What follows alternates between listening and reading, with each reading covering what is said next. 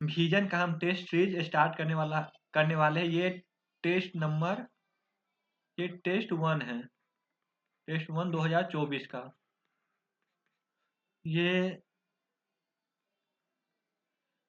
General study paper 2024 का ये है। ये इंस्ट्रक्शन आप पढ़ लीजिएगा। हम सीधा क्वेश्चन पे चलते हैं।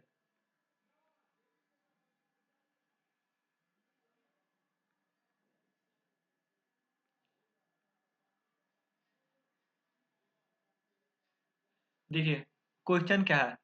संविधान के मूल दर्शन के संदर्भ में निम्नलिखित में से कौन सा संविधान के कार्य है। देखिए ये संविधान का कार्य पूछ रहा है कि कौन सा संविधान का कार्य है। तो पहला देखिए, यह मूल नियम का एक ऐसा समुच्चय प्रदान करता है जिससे समाज के सदस्यों के बीच समन्वय बना रहे। दूसरा, यह निर्दिष्ट करता है कि समाज में निर्णय लेने की शक्ति किसके पास है। यह तीसरा, यह सरकार द्वारा अपने नागरिकों पर लागू किए जाने वाला कानून पर कुछ सीमाएं निर्धारित करता है। तो हमसे संविधान का कार्य पूछ रहा है, मूल दर्शन।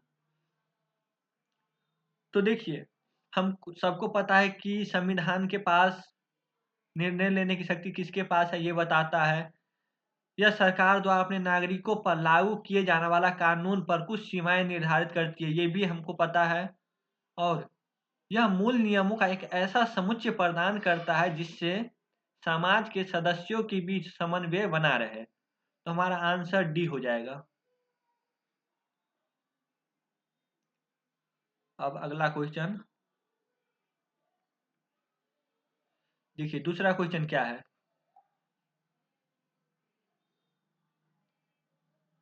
संघ या किसी राज्य के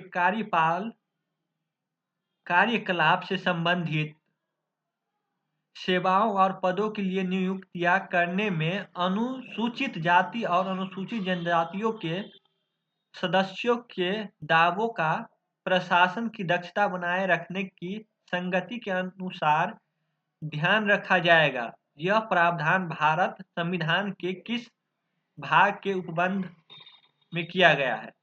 तो देखिए ये क्या पूछ रहा है, संघ और राज्य के कार्यकलाप जो होता है इससे संबंधित पूछ रहा है कि अनुसूचित जाति और अनुसूचित जनजाति के संदर्भ में जो प्रशासनिक दक्षता है वो संविधान के किस भाग में अंकित किया गया है। तो ये हमको पता होना चाहिए कि ये भाग 4 में दिया गया है। तो इसका आंसर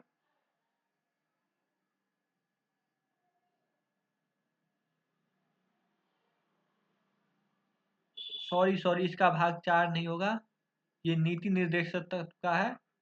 इसका आंसर सी हो जाएगा। मिस्टेक हो गया, इसका आंसर सी हो जाएगा।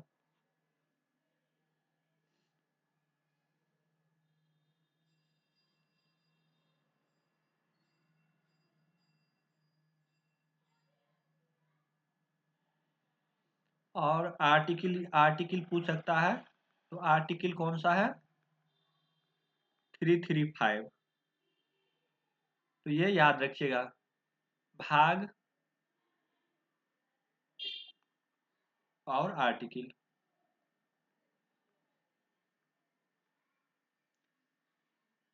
अब तीसरा क्वेश्चन पे चलते हैं। तीसरा क्वेश्चन, निम्नलिखित में से कौन सी मूल अधिकार की विशेषताएं हैं। मूल अधिकार देखिए, निम्नलिखित में कौन से मूल अधिकारों की विशेषता है। पहला, ये व्यक्तिगत स्वतंत्रता और सामाजिक नियंत्रणों के बीच संतुलन बनाते हैं। मूल अधिकार की बात हो रही है यहाँ पे। तो पहला को क्या था, ये व्यक्तिगत स्वतंत्रता और सामाजिक नियंत्रण के बीच संतुलन बनाते हैं। दूसरा, कुछ मूल अधिकार ऐसे हैं जो निजी व्यक्तियों की मनमानी कार्रवाई के विरुद्ध उपलब्ध है। कुछ मूल अधिकार ऐसे हैं जो केवल नागरिकों के लिए उपलब्ध है। और सभी मूल अधिकार स्वनिष्पादन योग्य है। तो इसका जो आंसर है ये पहला दिया गया है, क्योंकि ये सभी यहाँ पे आ जाता है तो सभी के लिए नहीं है। तो हमारा आंसर 1 2 3 ये तीनों हो जाएगा। देख लीजिए क्या क्या है, ये व्यक्तिगत स्वतंत्रता और सामाजिक नियंत्रणों के बीच संतुलन। कुछ मूल अधिकार ऐसे हैं जो निजी व्यक्तियों को मनमानी कार्रवाई के विरुद्ध उपलब्ध है। मूल अधिकार ऐसे हैं जो केवल नागरिकों के लिए उपलब्ध है। इसका आंसर ये हो गया।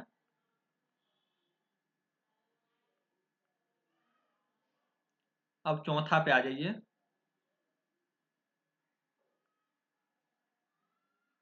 देखिए चौथा क्वेश्चन क्या है। आयुष्मान भारत प्रधानमंत्री जन आरोग्य योजना पीएमजे आयुष्मान भारत प्रधानमंत्री जन आरोग्य योजना के संदर्भ में निम्नलिखित कथनों पर विचार कीजिए। तो पहला क्या है, यह विश्व का सबसे बड़ा सरकार द्वारा वित्त पोषण स्वास्थ्य सेवा कार्यक्रम है।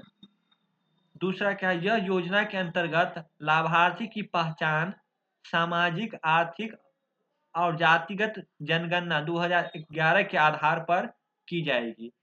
तीसरा क्या है, इसके कार्यान्वयन के लिए राष्ट्रीय स्वच्छ प्राधिकरण नोडल एजेंसी एनएचए राष्ट्रीय स्वास्थ्य प्राधिकरण नोडल एजेंसी करती है। तो देखिए इसका जो आंसर है ये डी हो जाएगा, मतलब तीनों सही है। पीएम आरोग्य योजना ये है 2011 के आधार पर की जा रही है, जनगणना के आधार पर। और राष्ट्रीय स्वास्थ्य प्राधिकरण नोडल एजेंसी इसका कार्यान्वयन करती है। ये देखिए ये विश्व का सबसे बड़ा स्वास्थ्य बीमा स्वास्थ्य सेवा कार्यक्रम है। विश्व का सबसे बड़ा स्वास्थ्य सेवा, तो याद रखिएगा पीएमजे।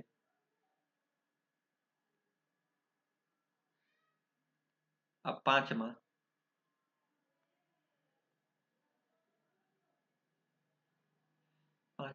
देखिए हाल ही में जारी की गई वैश्विक आर्थिक संभावना report global economic prospects report के संदर्भ में निम्नलिखित कथनों पर विचार कीजिए।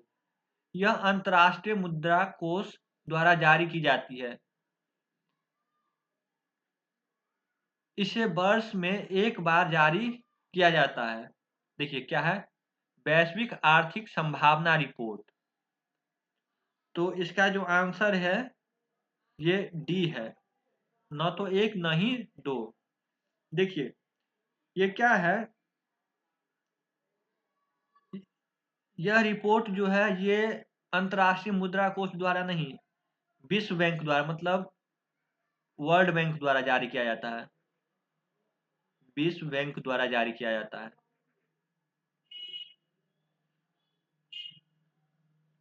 और ये साल में एक बार नहीं, ये वर्ष में एक बार जारी नहीं होती है।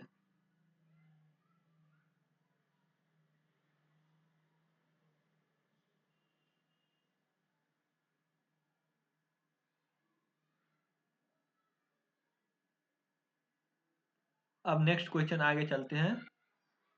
अगला क्वेश्चन,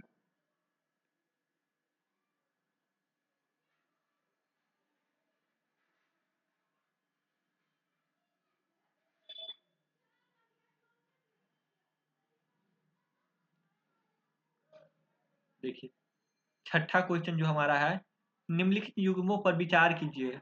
चौथी अनुसूची चौथी अनुसूची राज्य और संघ राज क्षेत्र के लिए राज्यसभा में सीट के आवंटन से संबंधित। छठी अनुसूची अनुसूचित क्षेत्रों के प्रशासन और नियंत्रण से संबंधित। 10वीं अनुसूची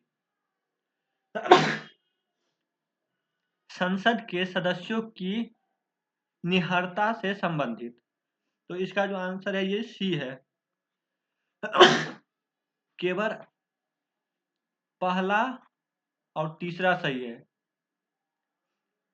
ये छठा गलत है। तो ये छठा क्या है देखिए, छठा अनुसूची जो है ये हमें असम, मेघालय, त्रिपुरा, मिजोरम राज्यों में जनजातीय क्षेत्र के प्रशासन के बारे में उपबंधों से संबंध है। तो ये छठा जो है ये याद रख लीजिएगा, असम, मेघालय, त्रिपुरा और मिजोरम से संबंधित है, अनुसूचित क्षेत्र से संबंधित है। चौथी हो गया, राज्य और संघ क्षेत्रों के लिए राज्यों की सीट आवंटन 10वीं अनुसूचित संसद के सदस्यों की निर्भरता से संबंधित। 7वां क्वेश्चन पे चलते हैं। देखिए 7वां क्वेश्चन,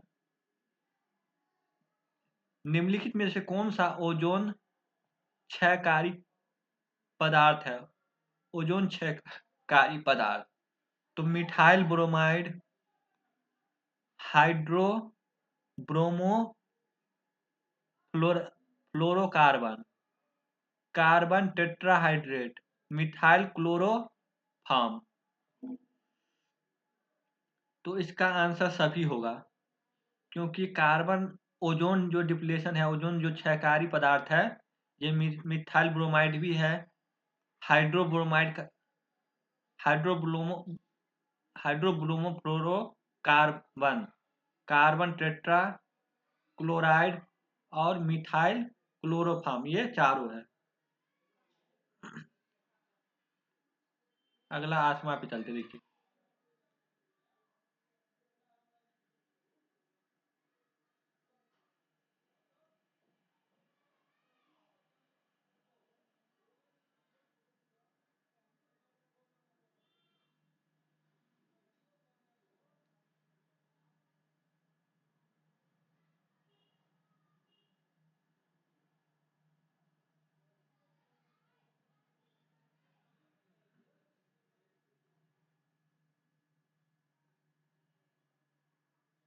देखिए, स्वर्ण सिंह समिति निम्नलिखित में कौन सा एक सिफारिश मूल कर्तव्यों के तहत संविधान में समाविष्ट की गई है? तो मूल कर्तव्यों का अनुपालन न करने पर जुर्माना लगाने का दंड, ये तो गलत है।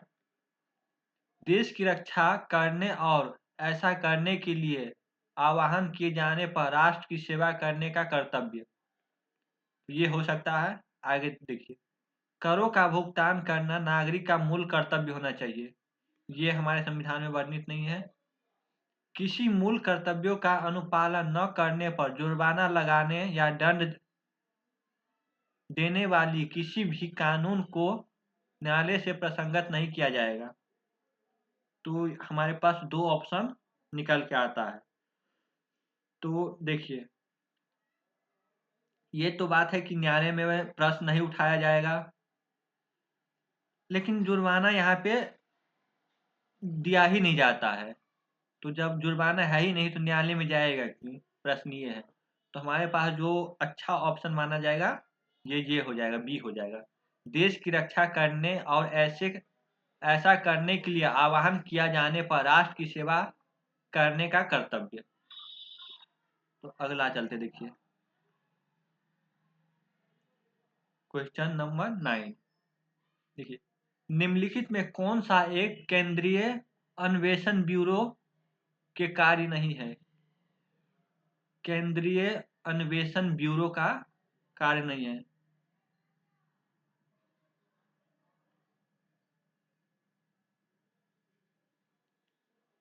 सीबीआई के बारे में बात कर रही है।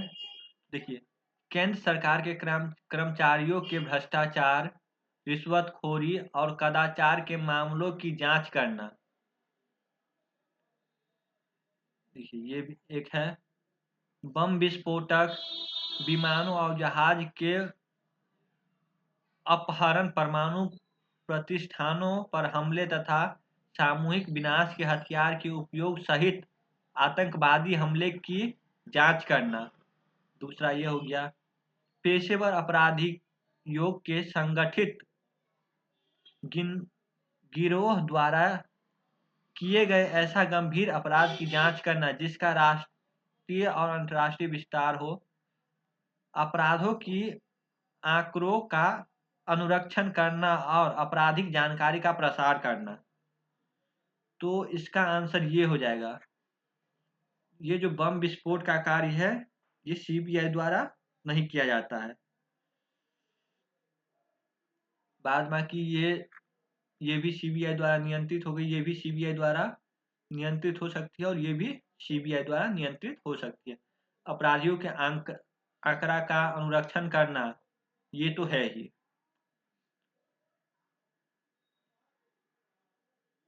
अब नेक्स्ट चलते हैं। देखिए अब 10वां क्वेश्चन क्या है। हाल ही में सुर्खियों में रहे universal serial bus USB type C connector के संदर्भ में निम्नलिखित कथनों पर विचार किए। यह प्रतिवरीयता के साथ एक दो तरफा कनेक्टर है। ये पूर्व के यूएसबी प्रकारों के साथ बैकवर्ड कंपैटिबिलिटी नहीं है। तो इसका आंसर जो है ये सी हो जाएगा।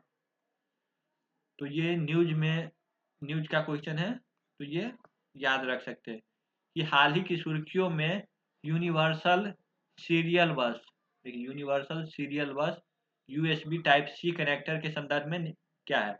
यह प्रतिवर्ता के साथ एक दो तरफा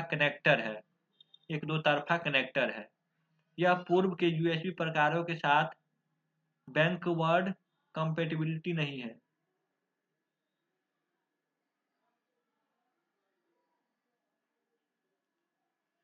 इसका जो मंत्रालय है ये याद रख लीजिएगा। मंत्रालय का नाम है भारतीय मानक ब्यूरो।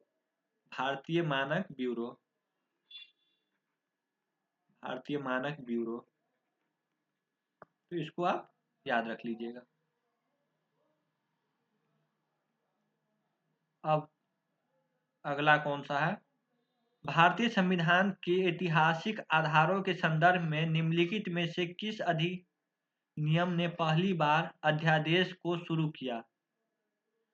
तो अध्यादेश को शुरू करने वाला पूछ रहा है। तो इसका आंसर हो जाएगा 1861 का भारतीय परिषद अधिनियम।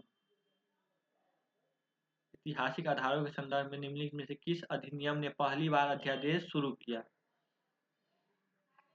तो 1861 का भारतीय परिषद अधिनियम। इसी तरह क्वेश्चन 13 देखिए। भारतीय संविधान की 7वीं अनुसूची के संदर्भ में निम्नलिखित युग्मों पर विचार कीजिए। बैंकिंग, कृषि और व्यवसाय। बैंकिंग समवर्ती सूची, कृषि राज्य सूची, व्यवसाय संघ सूची। तो ये इसका जो आंसर हो जाएगा, इसका आंसर हो जाएगा बी।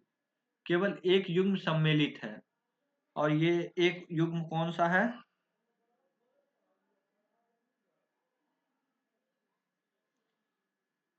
ये दूसरा वाला केवल सही है। बैंकिंग जो है जो समवर्ती सूची का नहीं है, ये संघ सूची का है, याद रख लीजिएगा। और व्यवसाय ये समवर्ती सूची का है। व्यवसाय समवर्ती।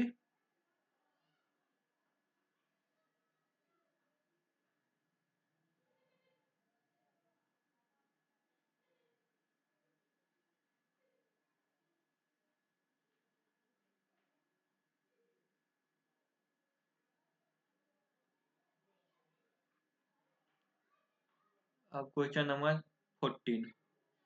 निम्नलिखित में से किस निर्णय में उच्चतम न्यायालय ने आदेश दिया कि मूल अधिकार और राज्य के नीति निर्देशक तत्व के बीच सामंजस्य और संतुलन संविधान की मूल ढांचा का भाग है। तो इसका आंसर हो जाएगा सी, मिनर्वा मिल्स मामला। निम्नलिखित में किस निर्णय ने उच्चतम न्यायालय ने आदेश दिया कि मूल अधिकार के राज्य के नीति निर्देशक तत्वों के बीच समन्वय और संतुलन राज्य के मूल ढांचा का भाग? तो मेरे नरवा मिल्स याद कर लीजिए। अब अगला क्वेश्चन देखिए।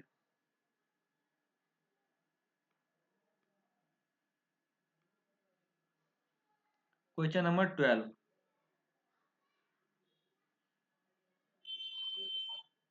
संविधान के भाग 4 में वर्णित राज्य के नीति निर्देशक तत्व किसी भी तरह से भाग 3 द्वारा गारंटीकृत मूल अधिकारों को निरस्त था।